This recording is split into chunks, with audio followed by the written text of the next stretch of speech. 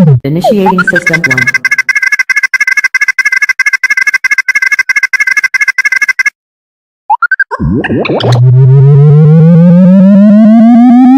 System 1 loaded.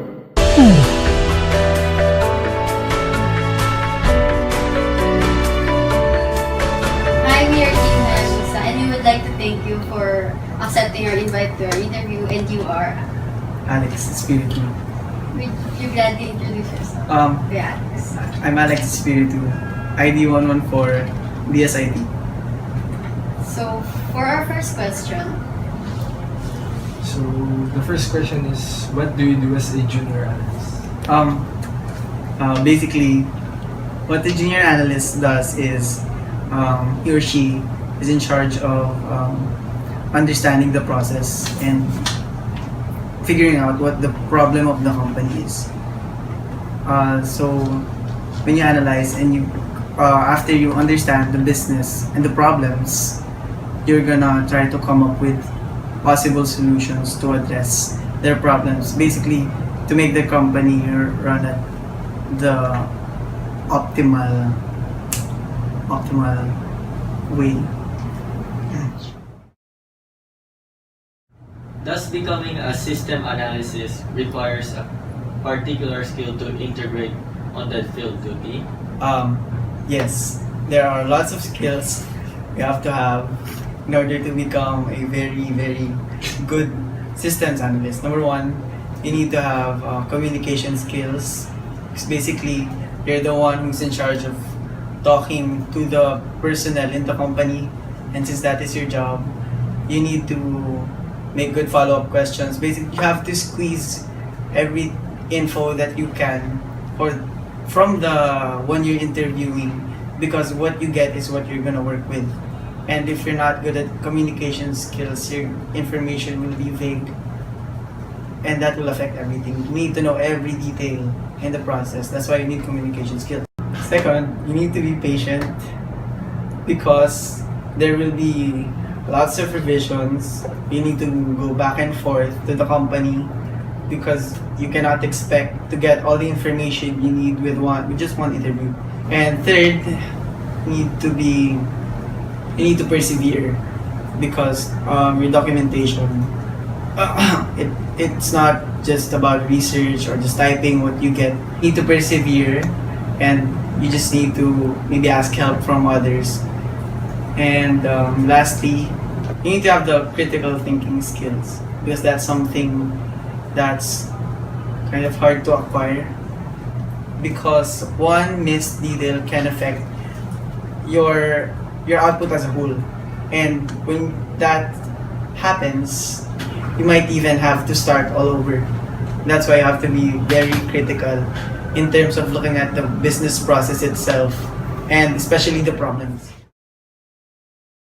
So, how was your experience on the project you have recommended on the previous system analysis design courses? It was fun, but just because it's fun doesn't mean it's not hard, because it's really hard.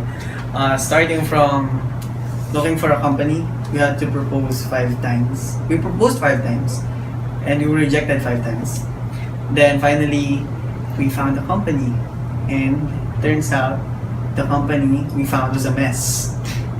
And another problem or issue, it's not really an issue, but the experience itself, it was hard at first, because we were having a hard time in connecting our schedules. We had conflicting schedules. Sometimes one cannot go, so all of us can go. We have to adjust.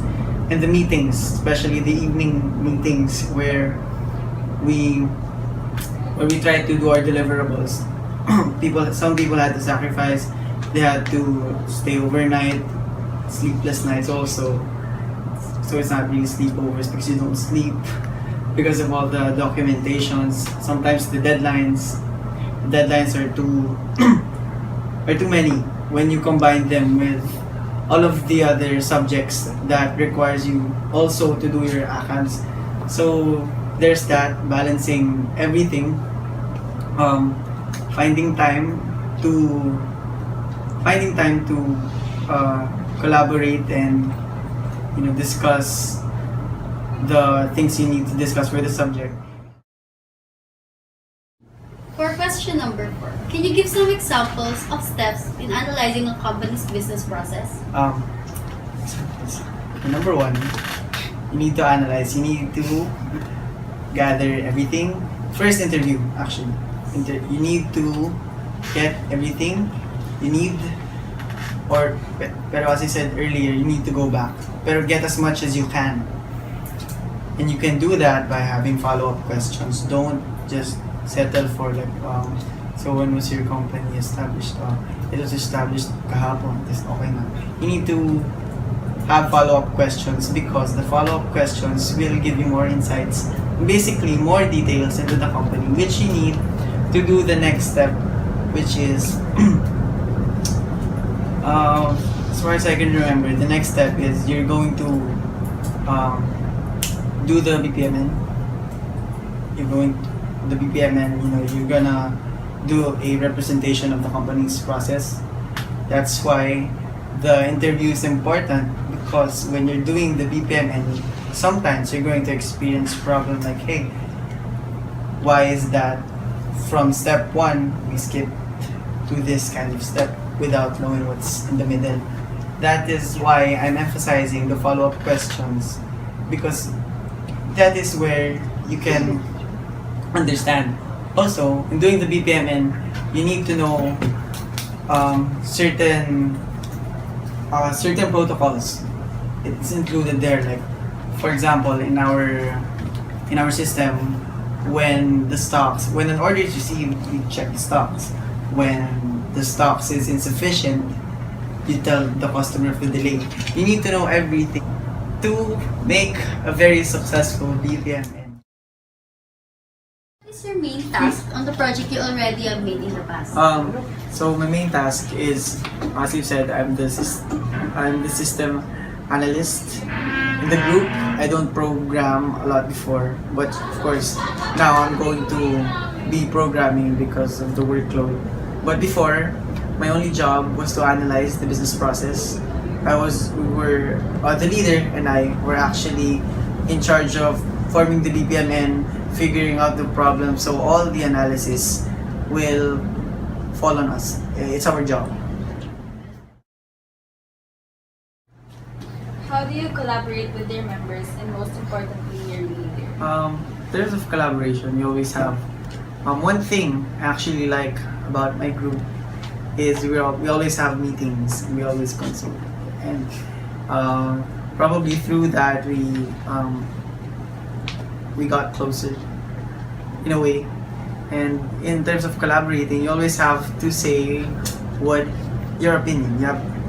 You shouldn't be quiet always. You shouldn't say okay. You shouldn't agree if you don't agree, because when you start something or when you start a discussion, that is where collaboration starts. So if you only agree on everything, then, and given the fact that you're thinking of something else that might improve, then you're hindering your chances of your group to become better if you're becoming too quiet or becoming too passive.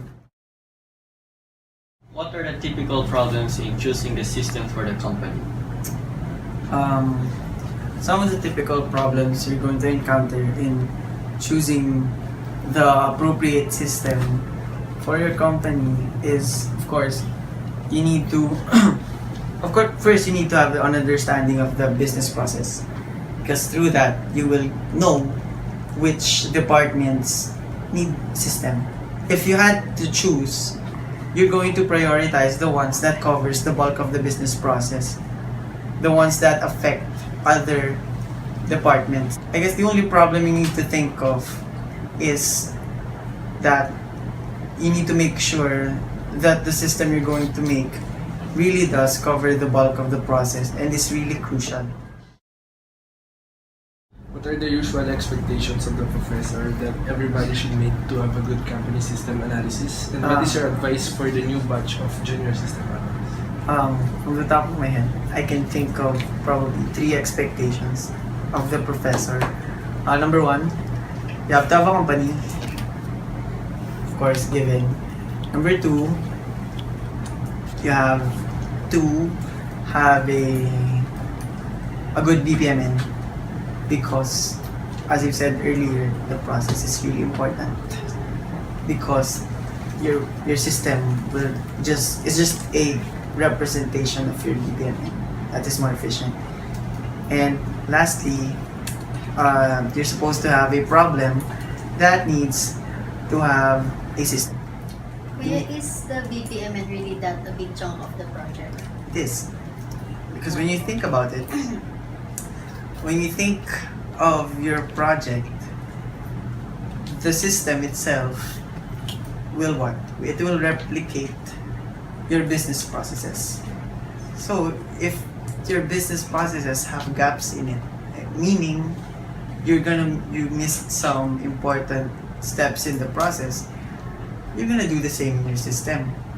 And the result of that is either you're not gonna have results because you missed some steps, and worst case scenario, it's not gonna work. If you missed one step in the whole process, if something doesn't happen in the middle that you missed, how could the rest of the process function? Especially if it's a crucial part of your process. Like for example, you don't check the stocks. Like example, sales. I sell something, you order something from me, and I missed to check the stock level. Right? So let's say you order 10,000 products. I didn't check. I didn't have enough. What happens to the rest? Your transaction failed. You may lose some clients. And those are just minor problems that will arise when you don't have the full grasp of your system, the whole process itself. That's why if you're asking me if it's really that important, it is important. I can even say that next to the system, your BPMN is the most crucial. That's where you need to invest your time on. Kuya, how did you resolve that issue since you already told us that the company will requires a system, yet based on your past stories, your company only has a phone. So you have to look at other problem areas. The one we used is the 5 whys method, and I said this earlier. I'll just say it again. From your problems, everything in your Ishikawa, kasi you're going to put a lot of problems, possible problems, and then all of the items are not just one. You're going to ask why until you don't have an answer anymore, because that's the cost. And you have to ask that for all of the items you put in your Ishikawa, and then from there you will see that okay, most of the problems point to this, so that must be your problem. So that's what we did, and thankfully we came up with a problem. So what could you recommend in To the new batch of To the new batch of- previous system analysis? I had to say, just one advice, it's that do not cram and take it seriously. I mean, as if you're really in the field already. So I suggest you just really immerse yourself into it and think of it as an opportunity to become great systems analysts in the future. So in conclusion, my only tips are to not cram. Please do not cram. And take it seriously, because it will really help you a lot. You can't even imagine. I mean, you might not see it now, but you will eventually. Thank you, Kuya Alex, for the Thank you. interview, and have a good evening.